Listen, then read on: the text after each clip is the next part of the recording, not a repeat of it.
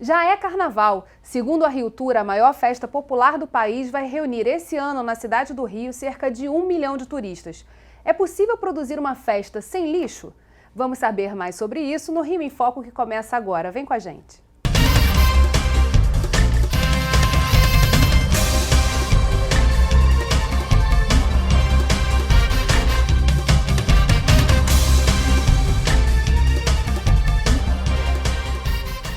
O Rio em Foco de hoje recebe o presidente da Conlurb, Luciano Moreira, e o coordenador do movimento Comunidades Lixo Zero, Egeu Lausso. Em meio à crise que o país vem enfrentando, algumas escolas de samba estão optando pela utilização de materiais recicláveis em suas produções. Um exemplo é o uso de sacolas plásticas para a criação de pedras cenográficas. Vamos ver a matéria. Então, Geisa, não só de sacolas plásticas se faz um belo carnaval. Hoje eu vou mostrar outros tipos de materiais recicláveis que são usados para compor os carros alegóricos. E para contar essa história, eu vou conversar com o diretor de carnaval da Acadêmicos do Cubango. Jorge, conta pra gente como é feita essa produção com materiais recicláveis aqui na escola. Então, nosso intuito é baratear o carnaval. Para isso, nós passamos a trabalhar com materiais reciclados, que é uma maneira de você ter menos custo com a escola. O copinho de café para a gente virou corais. Eu vou mostrar para vocês aqui como que ele encaixa perfeitamente na nossa decoração. E nós temos aí cerca de 5.000 copinhos de cafés decorando todo o nosso sobre-ala no que diz respeito a corais. Todo o processo é feito lá atrás, quando o carnavalesco escolhe um enredo e passa para a gente o tipo de material que ele precisa. A partir desse momento, eu começo a selecionar aquilo que a gente pode trabalhar com reciclado ou não. As fantasias de desfiles, o que a gente faz? A gente pede para o componente despachar isso no caminhão no final do desfile. Essas fantasias são ensacadas e eu começo contato com as escolas fora do Rio. Eu tenho esse ano a escola de Curitiba, que comprou a alegoria com a gente. Eu fiz recurso e esse recurso eu apliquei dentro do barracão. Você pode ver que aqui eu tenho outra alegoria, que eu também usei material reciclado. Agora é importante mostrar que você depois, quando acaba o carnaval, você vem aqui e recolhe pecinha por pecinha para guardar, porque isso aqui custa caro. Como é que você faz esse processo? Cada caixinha dessa de espelho aqui custa R$ 2.500. Então a gente ajunta para usar no próximo carnaval. Tem uma maneira certa de embalar, tem um papel amanteigado a qual a gente esconde o espelho para que ele não perca esse brilho. E a partir daí, no outro próximo carnaval, a gente vai estar com ele aqui de novo, com certeza. Vamos conhecer agora outro carro com outro tipo de material reciclável.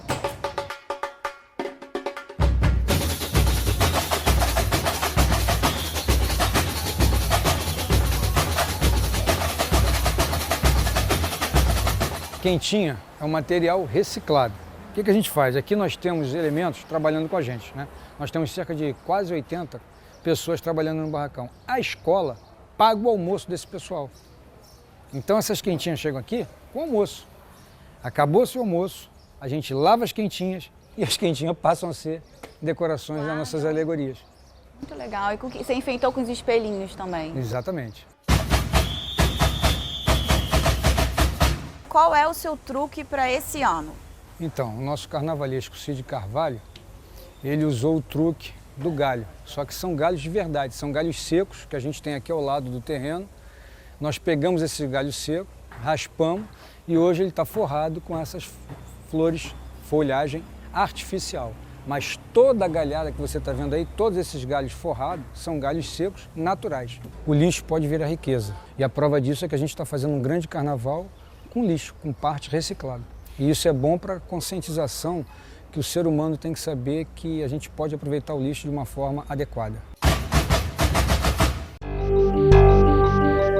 Esse é o exemplo de uma das escolas que a gente pôde visitar e ele usa o que ele produz, o próprio lixo que ele produz na escola para fazer as alegorias de carnaval. Mas a gente vai conversar aqui nesse programa sobre outro tipo de lixo, que é o lixo que os blocos produzem, que assim, após uma festa grandiosa como o carnaval, a gente acaba vendo no chão no dia seguinte desses grandes eventos. Qual é a quantidade de lixo que a Conlurb calcula que seja produzido nesse período, durante a festa de carnaval? Ano passado, a gente produziu, durante o carnaval todo, 1.130 toneladas de lixo. A gente acredita que esse ano o número vai ficar bem próximo desse número, né? Principalmente porque, em função da crise econômica, a gente acredita que muita gente deixou de viajar para o exterior para curtir o carnaval dentro do próprio país, e o Rio de Janeiro é uma das principais fontes de inspiração para passar o carnaval. E como é a logística que está por trás desses eventos para recolher esse lixo com mais rapidez? A gente trabalha desde dezembro, já vem trabalhando com a Rio Tour para identificar todos os blocos que são oficialmente autorizados pela Rio Tour para trabalhar, para fazer o carnaval. E em função de uma priorização de acordo com a quantidade de pessoas que vão estar presentes nesses blocos, a gente faz uma programação também de ter uma equipe sempre no final desses blocos, para assim que acaba o bloco, começar o processo de limpeza. Agora, por que é tão difícil a gente ver exemplos como esse dessa escola de samba, que a gente apresentou aqui da Acadêmicos do Cubango, se repetir em outros blocos menores, em eventos em que a gente podia ter uma reutilização maior dos materiais produzidos, até pelo próprio movimento, né, do evento?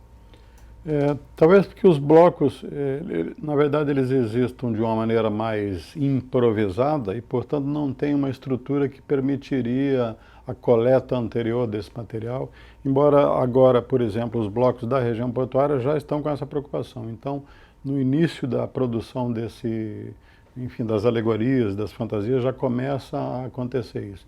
Então, acho que as coisas vão mudando a partir do momento que os próprios blocos adquirem algum nível de organização, essa consciência vai aumentar, sem dúvida. E como é feito o trabalho do Comunidade Lixo Zero? Comunidade Lixo Zero trabalha, como o nome diz, nas comunidades, mas evidentemente que um bairro é uma comunidade também. E a gente acha que, para além da conscientização geral, da conscientização maior, você precisa de conscientizações locais. Tem que trabalhar inserido nos territórios. E a base é a educação? Essa é a função. A base a gente trabalha muito pelo viés da cultura, a gente acha que a cultura é uma ferramenta fundamental nessa hora. E aí, enfim, a linha de idade geral, começa com crianças, tem o pessoal de meia idade, tem os mais velhinhos. Enfim, é uma necessidade de todo ser humano hoje, né? Não tem mais como fugir disso. E como esses programas funcionam? São ONGs que organizam as associações de moradores? Como é que esses projetos estão espalhados pela cidade? Eu acho que a gente poderia dividir em grupos que a gente chama de coletivos, que são grupos improvisados, que se unem porque sentem necessidade dessa mudança, e ONGs também. Então, não é só os grupos mais organizados, as ONGs estabelecidas que estão nessa batalha. São movimentos, principalmente desses coletivos, de uma dúzia de pessoas que começam a realizar esse tipo de atividade. Na linha da redução, reutilização e reciclagem do material. Conscientização, principalmente, eu acho que é o mais forte, mas reciclagem sim, reutilização sim, coleta, isso é fundamental. Então houve um movimento que talvez para esse carnaval ainda não tenha se conseguido, mas a partir do próximo sim, de os blocos todos, de alguma maneira, haver um projeto de coleta desse material que é colocado depois para reutilização. Né? Agora, é importante aqui fazer essa distinção para a gente fechar o bloco entre o Movimento Lixo Zero e o Programa Lixo Zero, que é o programa que a Prefeitura toca aqui na cidade do Rio. Qual é o foco desse programa? O foco do programa Lixo Zero sempre é fazer a conscientização da população com relação ao descarte correto do seu lixo nos recipientes, seja dos containers, seja das papeleiras. Quem joga lixo no chão acaba sendo multado. Infelizmente, a forma que a gente entende que para tentar coibir esse tipo de hábito é fazer a punição via multa. A gente vai conversar um pouquinho mais sobre isso no próximo bloco. Não saia daí. Rio em Foco aqui, política e economia caminham juntas.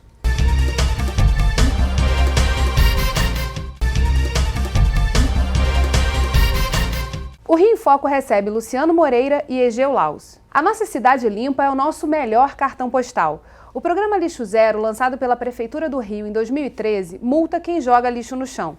A receptividade em relação a esse projeto foi testada durante a realização do Rock in Rio. Vamos ver o que o professor da Universidade Federal Fluminense, Osiris Marques, falou sobre o assunto. Essa pesquisa que a gente fez no Rock in Rio, ela foi realizada imediatamente depois da implantação do Lixo Zero, do programa Lixo Zero. E era uma preocupação nossa saber se as pessoas tinham conhecimento e se elas aprovavam a pesquisa, o que elas achavam da pesquisa, né? E aí a gente perguntava para elas se elas conheciam o programa Lixo Zero e 68% disse que sim, e o restante disse que não conhecia, porque tinha sido acabado de ser implementado. Mas apesar de não conhecerem, cerca de 98% aprovava o programa, né? E mais ou menos a mesma quantidade dizia que gostaria que o programa fosse implementado na sua cidade. A repercussão positiva da lei inspirou e já gerou esse movimento de replicação no resto do país. O ex-senador Pedro Taques apresentou um projeto que já foi aprovado pelo Senado e que agora está em discussão na Câmara de Deputados. Quer dizer, o povo quer ser multado, né? Por que não trabalhar também? Quer dizer, o que a gente pode trabalhar em parceria com a multa em relação à educação? No caso, a dupla, né, do agente da Conlurb mais o guarda municipal, claro que ele também aproveita o momento em que ele não está multando ninguém de fazer um processo de orientação. Então, intensificar cada vez mais essa questão de conscientizar a população e aí em todas as esferas de comunicação para que o cidadão realmente descarte de forma correta ou leve seu lixo para casa, se não tiver uma lixeira disponível para fazer esse descarte. E ampliar também esse movimento para que a própria sociedade tome a frente disso, né, Gil? Sem dúvida. Eu coloco o exemplo de uma ONG, um pequeno coletivo de Rio das Pedras, coordenado pela Florêncio, que conseguiu juntar as crianças com apitos e as crianças saem por Rio das Pedras e cada vez que o lixo é jogado indevidamente por alguém, a criança nota e apita e vai até lá conversar. Então as próprias crianças estão fazendo um trabalho que é fundamental de conscientização, né? De educação, né? As crianças educando os adultos, isso é importante. E em relação a resultados desse programa, é possível já apurar, quer dizer, o retorno disso? A gente vem percebendo que alguns bairros onde a gente intensifica, tem a fiscalização permanente, em algumas áreas a gente está tendo uma redução do número de infrações. E como é feito esse desenho e a escolha dessas áreas? São as áreas com maior densidade de tráfego durante a semana, né? Uhum. Então, um bairro que é mais dormitório, ele tem a gente atua mais por blitz, de acordo com a programação. Mas os bairros mais populosos, centro da cidade, Tijuca, Copacabana, Madureira, Meia, são bairros que têm uma atuação mais permanente. E nesses grandes eventos que mobilizam a cidade, há um aumento do efetivo de fiscais na rua? Sim, a gente faz um remanejamento de algumas áreas, né, principalmente das áreas de blitz, a gente traz para um efetivo para trabalhar de forma mais intensa nesses grandes eventos. E dá resultado? Quer dizer, tem mudança de um ano para o outro em relação a esses números? A gente vem ampliando, né, a questão, o número vem aumentando porque a gente está ampliando a abrangência de atuação, seja antigamente de forma por blitz, mas agora de forma permanente, né? E claro que esse ano de 2016 vamos ter mais eventos, principalmente com o efeito das Olimpíadas, então a gente entende que vai ser um processo crescente do nosso número. Só para você ter ideia, esse ano, nesse dezembro até agora janeiro, a gente já está com 30% mais de autuações com relação ao lixo zero. E qual é o custo de uma multa como essa?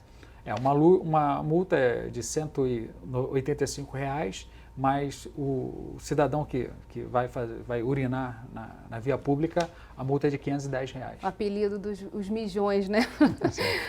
Agora, falando sobre essa questão da ampliação, quer dizer, da movimentação da sociedade para trabalhar também nesse processo de ensino, de educação, para não jogar o lixo no chão. O que a gente tem mais de exemplos, Egeu, que você acha que precisam ser ampliados aí?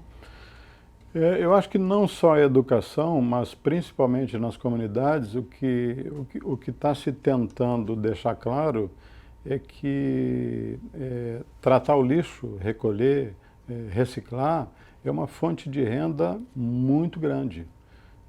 A gente enterra como lixo 8 bilhões de reais por ano. Isso é 1/3 do Bolsa Família, por exemplo, ou do Minha Casa Minha Vida.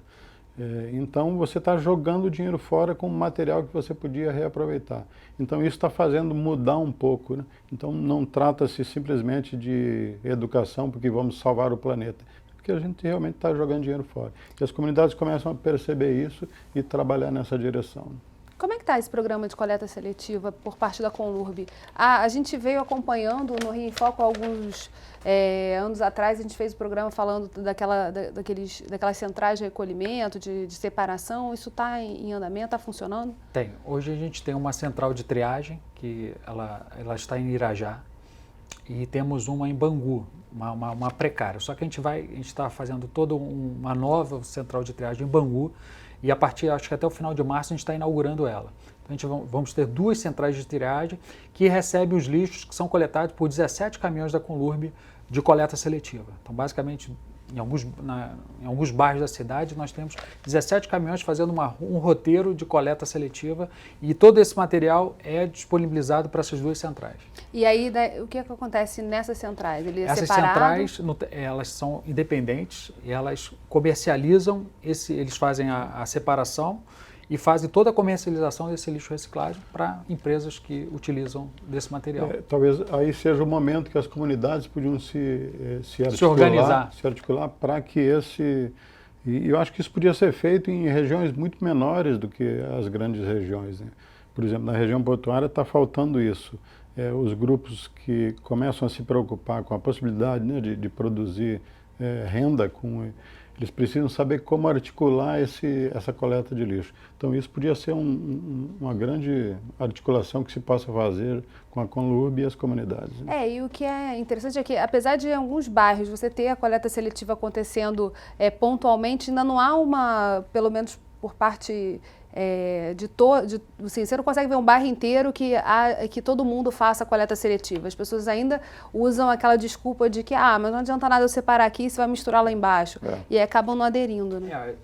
Um pouco de, às vezes a informação ainda não chegou 100% a todo mundo, né? Mas primeiramente aqui, nos bairros da Zona Sul e alguns da Zona Norte hoje, todo esse material já é separado pelos porteiros e comercializado pelos próprios condomínios. Então, quando a Conlurb vai fazer essa coleta, não tem, às vezes, essa quantidade de lixo disponível, porque vários prédios já fizeram esse tipo de... É o caso do meu prédio. Então, isso gera cesta básica para os funcionários, economizando um pouco até o custo do próprio condomínio, né? Existe hoje um batalhão de gente, que a gente vê que em qualquer grande evento, está trabalhando, fazendo também essa reciclagem e já faz a comercialização para os compradores do lixo reciclável. Então também diminui um pouco a quantidade que a Conlurb tem para fazer. Agora, o que a gente acha é que tem que continuar fazendo a intensificação com relação à separação, que isso ajuda mesmo quando está indo para um caminhão junto. E o futuro é a gente trabalhar com usina de tratamento mecanizado, que eu não preciso fazer a coleta seletiva. É uma usina de tratamento mecanizado que ela processa em alta escala já fazendo a separação. Então ela tem uma produtividade de 20 a 30 vezes maior do que qualquer outro tipo de reciclagem manual. E é isso que é o caminho que a gente tem que evoluir. A gente vai fazer um rápido intervalo e voltamos já. Rio em Foco aqui, política e economia caminham juntas.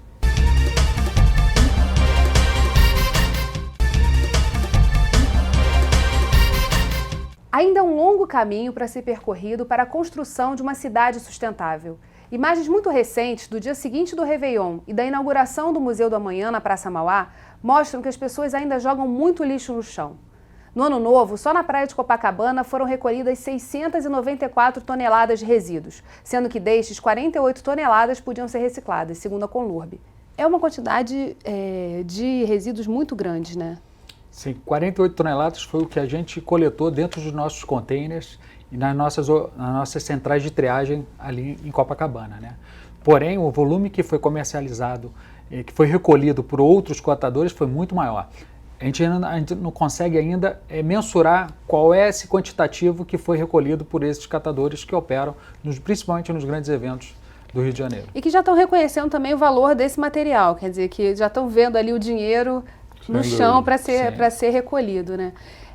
Qual é a saída? Quer dizer, como é que a gente caminha para ter? Primeiro, os eventos que não se vendo tanto lixo no chão, porque isso é uma coisa que chama a atenção, por exemplo, dos turistas, né? Uma cidade limpa, uma cidade suja, qual é a percepção desses turistas e dos próprios habitantes da cidade? E a outra, como é que a gente faz para que esse processo de educação se consolide de forma mais organizada?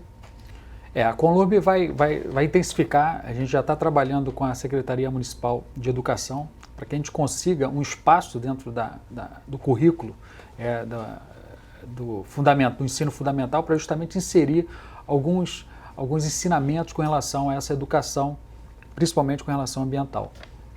Esse é um dos aspectos. O segundo é a gente vai utilizar um pouco os nossos outdoors, que são os containers e as papeleiras, para que nas próximas levas de compra que nós tivemos desses equipamentos, a gente colocar algumas mensagens que possam, na medida que o cidadão está todos os dias passando em frente àquela papeleira, aquele container, ele vai ter uma mensagem que vai remeter ele a essa conscientização ambiental. Fala-se muito dessa questão as pessoas falam, jogo no chão porque eu não tenho lixeira próxima.